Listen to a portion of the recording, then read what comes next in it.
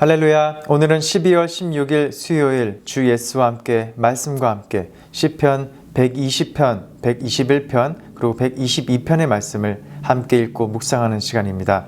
오늘 이 말씀을 함께 읽고 묵상하실 때에 이 말씀이 우리의 삶에 살아 숨쉬고 또 오늘 하루를 살아가는 데 우리의 믿음의 원천이 되며 큰 힘이 되기를 주님의 이름으로 축복합니다. 오늘 말씀은 시편 120편부터 122편까지 읽지만 시편 120편과 121편을 중심으로 함께 묵상하시겠습니다. 내가 환난 중에 여호와께 부르짖었더니 내게 응답하셨도다. 여호와여, 거짓된 입술과 속이는 혀에서 내 생명을 건져 주소서. 너 속이는 혀여, 무엇을 내게 주며 무엇을 내게 더할꼬. 장사의 날카로운 화살과 로뎀나무 숯불이로다. 매색에 머물며 계달의 장막 중에 머무는 것이 내게 화로다. 내가 화평을 미워하는 자들과 함께 오래 거주하였도다. 나는 화평을 원할지라도 내가 말할 때에 그들은 싸우려 하는도다. 시편 121편입니다. 내가 산을 향하여 눈을 들리라. 나의 도움이 어디서 올까? 나의 도움은 천지를 지으신 여호와에게서로다. 여호와께서 너를 실족하지 아니하게 하시며 너를 지키시는 이가 졸지 아니하시리로다. 이스라엘을 지키시는 이는 졸지도 아니하시고 주무시지도 아니하시리로다. 여호와는 너를 지키시는 이시라. 여호와께서 내 오른쪽에서 내 그늘이 되시나니 낮의 해가 너를 상하게 하지 아니하며 밤의 달도 너를 해치지 아니하리로다. 여호와께서 너를 지켜 모든 환난을 면하게 하시며 또 내 영혼을 지키시리로다. 여호와께서 너의 출입을 지금부터 영원까지 지키시리로다. 아멘. 시편 120편, 122편입니다. 사람이 내게 말하기를 여호와의 집에 올라가자 할 때에 내가 기뻐하였도다. 예루살렘아, 우리 발이 내 성문 안에 섰도다. 예루살렘아, 너는 잘 짜여진 성읍과 같이 건설되었도다. 지파들 곧 여호와의 지파들이 여호와의 이름에 감사하려고 이스라엘의 전례대로 그리로 올라가는도다. 거기에 심판의 보좌를 두셨으니 곧 다윗의 집의 보좌로다. 예루살렘을 위하여 평안을 구하라. 예루살렘을 사랑하는 자는 형통하리로다. 내 성 안에는 평안이 있고 내 궁중에는 형통함이 있을지어다. 내가 내 형제와 친구를 위하여 이제 말하리니 내 가운데에 평안이 있을지어다. 여호와 우리 하나님의 집을 위하여 내가 너를 위하여 복을 구하리로다. 아멘. 하나님의 말씀입니다. 하나님의 말씀에 감사합니다. 오늘 읽은 시편 120편부터 134편까지는 바로 이 성전을 향해 올라가는 노래라는 표제가 붙어 있으며 주로 이 절기 행렬 시에 순례자들이 부른 것으로 보이는 이 노래 모음집입니다.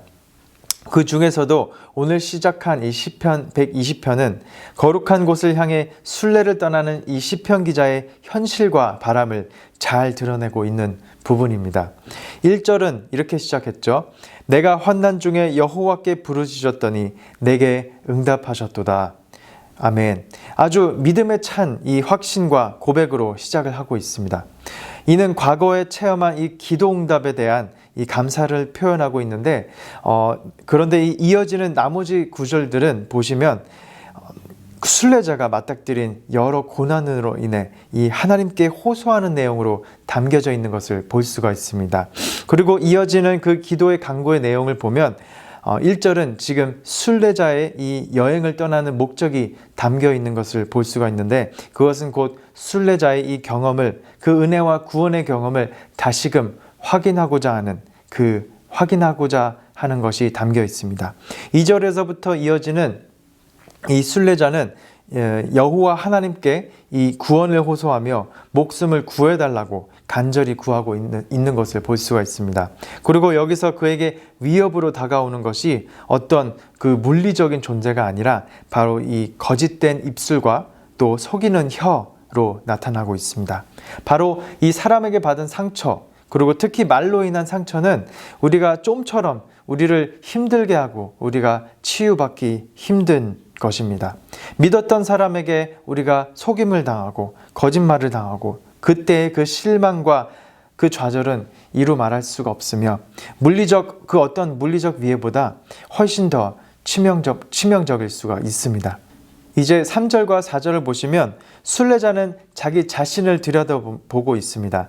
불화살이나 이 로뎀 나무의 숯불은 하나님의 심판을 상징하는데요. 그런데 여기서 우리가 주목해야 할 점은 여기서 어디를 보아도 순례자가 그 저주하고 원망하고 있는 대상이 보이지 않는다는 점입니다. 결국 이는 순례자 스스로 이 하는 독백으로 2절에서부터 시작된 자기 자신을 들여다보고 또 성찰하고 있는 모습을 보고 있는 것입니다. 그리고 또 5절을 보시면 순례자는 자신과 다른 이들과의 관계에서 그 단절의 문제를 언급하면서 자신의 삶을 이 나그네 인생, 나그네 살이로 여기며 외부와 단절되고 고립된 그 삶을 묘사하고 있습니다.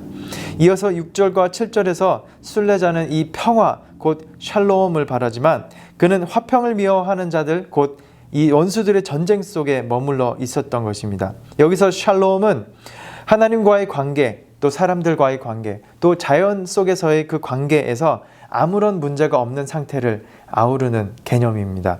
모든 것이 제자리를 찾아 또 평온한 상태를 말하는 것이죠.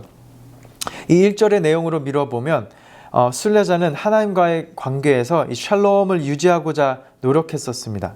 그러나 주위 사람들의 그 세속성이 그를 괴롭힌 것이고 또 순례자의 그 노력에도 불구하고 주변에 있는 사람들이 그를 가만히 놔두지 않았고 또 전쟁과도 같은 그 극단적인 반감을 표시하고 공격해왔던 것이죠. 그러니 이 순례자의 기도와 이 과제는 곧 그 샬롬, 하나님과의 관계, 또 주변 사람들과의 관계, 또 평화를 그 자연 속에서의 관계에서 평화를 되찾는 것입니다. 그리고 그것을 위해 지금 순례의 길을 떠나가고 있는 것을 말하고 있습니다. 이스라엘 사람들은 이렇게 신앙의 경험을 되새기기 위해서 매년 예루살렘을 향해 이 순례를 이어갔습니다. 또 이렇듯이 이 순례의 경험은 인생에 한 번 떠나는 그 여정이 아니라 계속해서 우리의 믿음이 거듭해서 이 경험을 그 믿음의 경험을 거듭할 수 있도록 우리가 떠나가야 되는 여행인 줄 믿습니다. 그런데 꼭 예루살렘의 성지 순례를 가듯이 이렇게 가는 것만이 꼭 그 순례의 길인가요? 그렇지 않습니다. 유명한 기독교 교육학자 중에 제임스 파울러는 그의 책 Life Maps에서 우리의 인생 전체를 두고 인생의 지도라는 말을 사용하며 우리의 삶 자체가 곧 신앙 여정임을 설명하였습니다. 이렇듯이 우리의 삶의 그 하루하루를 또 한 주를 살아가는 모든 그 순간이 곧 성지 순례를 떠나듯이 순례의 여정인 것입니다. 우리가 하루를 살아가면서 성지 순례를 떠나는 마음으로 하루를 산다면 얼마나 축복이 넘칠까요? 또 매일같이 순례의 길을 떠나듯이 하나님께 기도하며 또 예배하며 또 찬양하며 순례의 여행을 떠나는 것입니다. 마치 철로 역정의 이야기를 보면 우리가 인생을 살아가면서 또 이런저런 고난과 또 시험과 또 대적들을 만나기도 하고 과제들을 만나며 하나님의 축복의 여정을 향해 우리가 믿음으로 굳건하게 또 담대하게 한 걸음 한 걸음 여호와 하나님의 임재를 향한 순례를 살아가는 것입니다. 그리고 우리는 그 여정을 떠나면서 오늘 이 기도자가 한 것처럼 나 자신의 모습을 솔직하게 돌아보며 나아가며 하나님께 의지하며 나아가야 되는 것입니다. 이렇게 할 때 우리에게 상처를 주었던 일들이 아무것도 아닌 듯이 또 하나님의 샬롬으로 회복되고 하나님과 우리의 관계, 또 이웃들과의 관계, 또 우리의 모든 그 재반 환경들이 우리가 처한 그 모든 환경들이 하나님의 평화로, 하나님의 샬롬으로 채워질 줄 믿습니다. 이런 하나님과의 동행을 기도하는 시편은 이어지는 이 시편 121편에서 볼 수가 있습니다. 이 시편 121편은 우리가 자주 부르는 이 축복의 내용, 이 축복의 찬양으로도 매우 익숙합니다. 하나님은 너를 지키시는 자 너의 우편에 그늘 되시니 낮의 해와 밤의 달도 너를 해치 못하리. 하나님은 너를 지키시는 자 너의 환난을 면케 하시니 그가 너를 지키시리라. 너의 출입을 지키시리라. 눈을 들어 산을 보아라. 너의 도움 어디서 오나. 천지 지으신 너를 만드신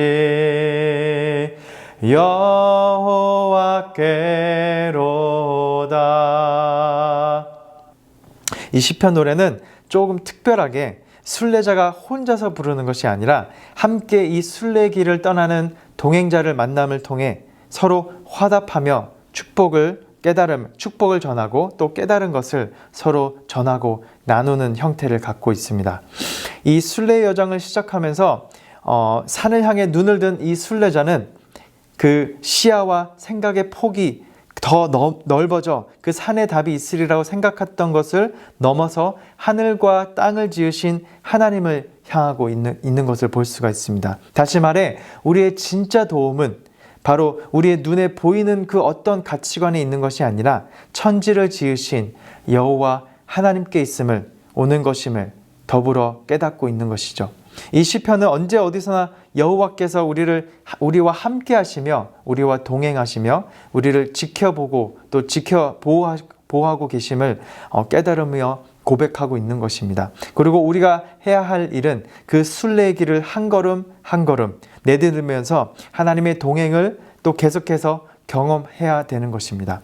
5절에서 우리를 지키시는 분은 여호와 하나님이시고 우리의 우편에서 우리의 그늘이 되고 계십니다. 또 오른쪽에서 동행한다는 것은 우리의 적을 물리쳐 든든한 우리의 수호자인 동시에 법정 변호인이라는 뜻이 담겨 있습니다. 6절에서는 그늘과 대조되는 이 낮의 해는 건조한 기후의 그 지역에서는 목숨을 해칠 수도 있으며 또 밤의 달은 이 당시 이방 종교에서 나온 이 재앙에 대항하는 것으로 이로부터 하나님이 우리를 지켜주신다라는 것을 고백하고 있는 것입니다. 마지막 8절에서 고백하듯이 우리의 출입을 지금부터 영원까지 지키시는 여호와 하나님의 보호하심은 곧 이 시간과 또 공간의 제약을 받지 않는 것입니다. 시편 120편에서 순례자는 이 사람들에게서 받은 상처와 또 사람들을 향해 돋아있는 자기 자신의 그 가시를 자기 안에서 발견했다면 이 시편 121편에서 그 상처를 감싸주고 또 가시를 어루만져주는 그 귀한 동행자를 만남을 통해 하나님의 보호하심의 축복을 경험하고 고백하고 있는 모습을 우리가 발견할 수가 있습니다. 이제 더 큰 복은 바로 성도님 여러분들이 또 우리가 그런 사람이 되어 하나님의 그 받은 복을 사람들에게 전하고 또 사람들에게 안내자가 되고 동행자가 되는 것임을 믿습니다. 사랑하는 성도 여러분, 말과 속임수로 또 상처로 인한 그런 경험이 있지 않습니까? 이 모든 관계 속에서 무엇보다 하나님의 그 샬롬을 회복하고 싶지 않습니까? 하나님과의 올바른 관계, 또 이웃들과의 관계, 또 우리의 환경 속에서 또 이 코로나와 우리의 모든 이 재반 환경들이 하나님의 평안을 되찾을 수 있기를 우리가 모두 기도하며 지켜주시고 우리를 계속해서 지켜주시고 보호하시는 하나님을 향해 우리의 눈을 들어 계속해서 순례의 길을 떠날 수 있기를 소망합니다. 또 그러기 위해 무엇보다 우리의 믿음이 약해지지 않고 실족하지 않고 성령 충만하시기를 주님의 이름으로 축복하며 축원합니다. 오늘 하루도 우리의 우편에서 그늘이 되시고 우리의 모든 아픔을 지켜 보호하시는 여호와 하나님을 향해 우리의 눈을 높이 들고 또 그렇게 나아갈 수 있기를 소망합니다. 오늘도 그런 하나님과 동행하며 또 믿음으로 승리하며 나아갈 수 있기를 주님의 이름으로 축원합니다. 기도하시겠습니다. 고맙고 감사하신 하나님 아버지 감사합니다. 오늘도 우리에게 말씀을 통해 믿음과 위로와 은혜를 주심에 감사드립니다. 하나님께 얻은 구원의 감격을 기억하며 우리가 다시금 순례의 여정을 떠나며 오늘 하루를 살아가는데 믿음이 부족하지 않도록 위로와 힘을 얻기를 바랍니다. 언제나 우리와 동행하시며 우리를 지켜 보호하시는 여호와 하나님을 향해 눈을 들고 주님만 바라보며 믿음으로 나아가기를 기도합니다. 우리 자신들도 누군가에게 위로와 힘을 전할 수 있는 그런 믿음의 사람들이 되기를 소망하며 그런 믿음의 여정을 계속해서 나아갈 수 있도록 인도하여 주시옵고 갈 길을 밝혀 주시옵소서. 예수님의 이름으로 기도하옵나이다. 아멘. 계속해서 말씀 묵상하심으로 기도 제목과 함께 기도하시겠습니다.